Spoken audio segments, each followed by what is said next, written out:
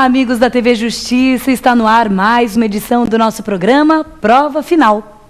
Eu sou Maria Patrícia Vanzolini, professora de Direito Penal, e esse programa é uma parceria da TV Justiça com a rede de ensino LFG.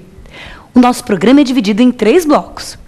No primeiro bloco, você vai ter uma explicação sobre o tema do dia, é o tema escolhido para a gente conversar no dia de hoje.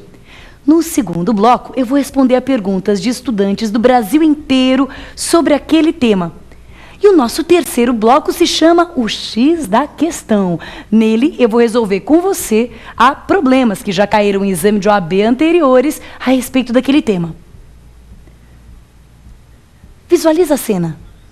Você, num bar, numa casa noturna, num show, com os amigos, a namorada, tá tudo bem.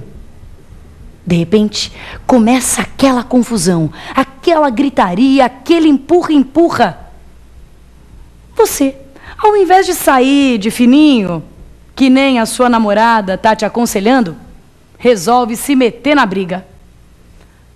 Entra e aí é agressão para todo lado.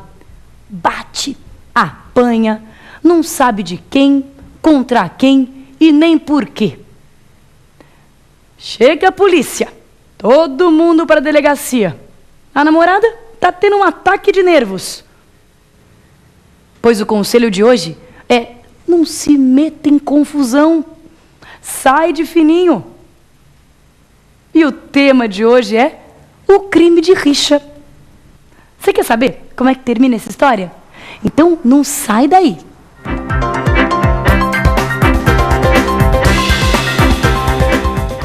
Se eu e você brigamos, é tudo muito simples. Porque eu sei que quem bateu em você fui eu.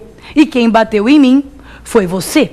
Não há nenhuma dúvida de que existem aqui lesões corporais recíprocas. Mas, se na nossa briga entra o João, aí tudo se complica. Em você, quem é que bateu? Fui eu ou o João?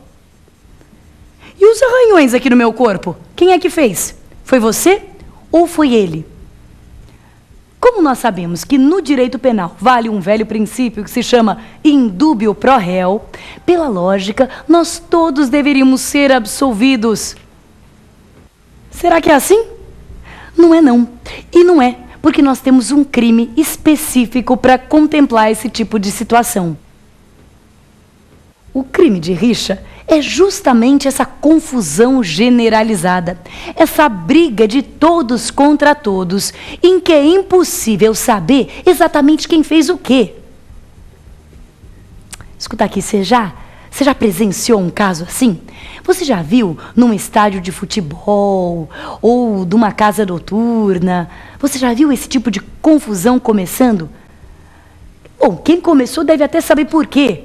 Mas eu te garanto que a grande maioria ali dos participantes está ali sem nem saber como é que tudo começou e muito menos como é que tudo vai acabar. Está batendo, está apanhando e alguém vai ser punido por isso? Certamente. Todo mundo que está ali, todos os que contribuem, os que põem lenha nessa fogueira, os que ajudam essa confusão a acontecer, são punidos por um crime de perigo que se chama crime de rixa. Portanto, o primeiro requisito para que haja o crime de rixa é que haja uma troca de agressões que não podem ser apenas verbais. Aliás, se pudessem ser apenas verbais, né? Muitos nobres recintos do nosso país poderiam ser considerados palcos de rixa, mas a mera troca de agressões verbais não caracteriza não crime de rixa. A rixa é a agressão física. Agressão que pode não resultar em lesão corporal, nem sempre. Empurrões, socos, pontapés, atirar objetos ou mesmo trocar tiros, aí a coisa já fica mais séria. Tudo isso é o crime de rixa. Mas o que se exige para que haja de verdade uma rixa é uma confusão generalizada em que seja impossível saber exatamente quem fez o quê. E é por isso que você já entendeu que eu preciso de um primeiro requisito, que é um número de pessoas que ultrapasse 2. Porque se eu tenho apenas 2 pessoas, não é mesmo? Eu sei exatamente quem fez o quê. quem fez a lesão no A foi o B, e vice-versa, quem fez a lesão no B foi o A. Portanto, o crime de rixa é um crime chamado plurissubjetivo. Ele precisa de mais de uma pessoa, ele precisa de mais de duas pessoas, ele precisa de, no mínimo, 3 pessoas. No mínimo, 3 pessoas formam aquela confusão em que eu não sei mais exatamente quem fez o quê. Você está visualizando a situação? Você está visualizando ali a coisa armada, a confusão armada? Agora, quando eu falo de um bocado de pessoas brigando, todo mundo automaticamente pensa na questão das brigas de gangue. E aí você me pergunta, mas professora Patrícia, brigas de gangue, 2 gangues rivais que se encontram ali no meio da rua e começam a brigar, isso caracterizaria a rixa? Ou se você é boleiro, você pode me perguntar, e briga de futebol, briga de torcida, eu até dei exemplo de estádio, uma briga de torcida. Olha, eu vou dizer uma coisa que a gente tem que entender bem para que eu estou dizendo. Eu estou dizendo dentro de uma perspectiva teórica e, sobretudo, para a gente responder adequadamente no concurso público, no exame da OAB. Eu estou dizendo isso porque nem sempre, ou quase nunca na tua vida prática, você vai encontrar uma situação laboratorial como a que eu vou descrever. Geralmente as coisas não são assim, tão certinhas, tão quadradinhas. Geralmente é tudo mesmo muito confuso.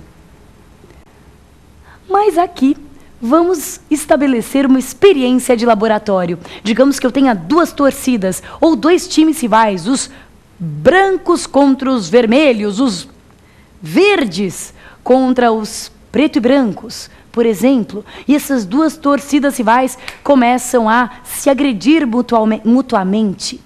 E aí, briga de torcida, briga de gangue, caracterizaria o crime de rixa? Não. Não? Não. E por que não? Ora, porque quando eu tenho 2 times muito bem definidos, é como se eu tivesse 2 grandes pessoas, percebe? 2 pessoas com vários braços, pernas e várias cabeças, mas é como se fossem 2 pessoas. 2 times bem definidos, 2 exércitos, 2 gangues, 2 torcidas. 2 times bem definidos são como 2 grupos entre os quais há um concurso de pessoas. Então, entre a torcida A, há um concurso que faz com que todos respondam pela mesma coisa. Entre a torcida B, há um concurso que faz com que todos respondam pela mesma coisa. E quando 2 gangues se enfrentam, quando 2 exércitos se enfrentam, na verdade, o que existem são 2 grandes vontades se enfrentando. 2. Só 2. E só 2 não caracteriza a rixa. Porque só 2 eu sei quem fez o quê.